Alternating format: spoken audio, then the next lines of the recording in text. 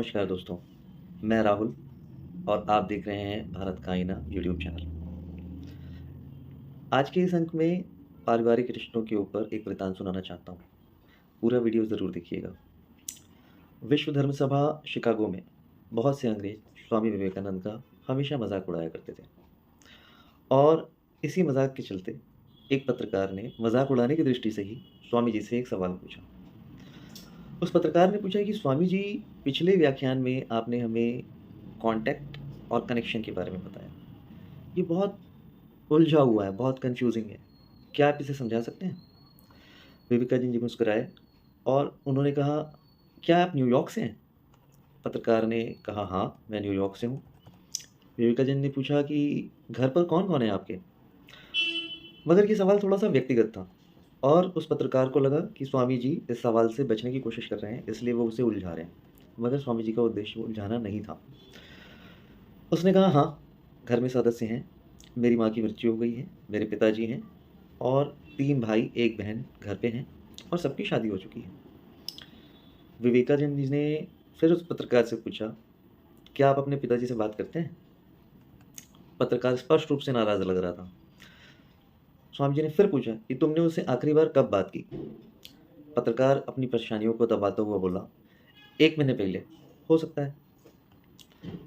क्या आप अपने भाई-बहन से अक्सर मिलते हैं? आप सभी लोग पारिवारिक रूप से एक साथ कब मिले थे? इस पर पत्रकार के माथे पर पसीना आने लगा।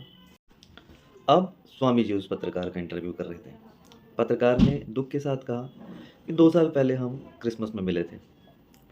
स्वामी जी ने पूछा, कितने दिन से आप साथ में सब? क्या आपने अपने पिता के साथ अच्छा समय बिताया? कितना समय बिताया आपने अपने पिता के साथ?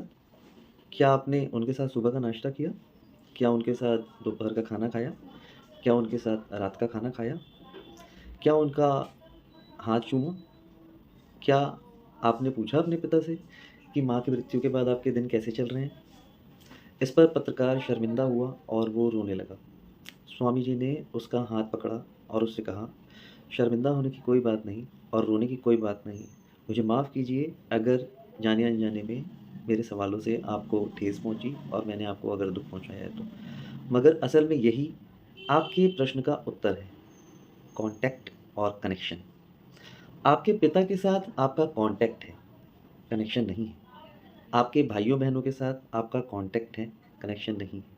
कनेक्शन बनता है साथ रहने से, साथ समय बिताने से, साथ में खाना खाने से, आँखों में आँखें डाल के बात करने से, हाथ मिलाने से, एक-दूसरे को गले लगाने से, एक-दूसरे के दुःख-दर्द को समझने से।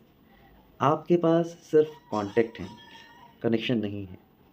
मैं चाहूँगा कि इस बात को हम सब भी बहुत अच्छी तरह समझें और स्वामी विवेकानंद जी के द्वारा दिए गए इस उदाहरण से बहुत कुछ सीखें और लोगों के साथ कॉन्टैक्ट नहीं, कनेक्शन बनाने की कोशिश करें। क्योंकि कॉन्टैक्ट रहते हैं, नहीं रहते हैं, लेकिन कनेक्शन हमेशा बने रहते हैं और ज़िंदगी कनेक्शन से ही चलती है। धन्यवाद।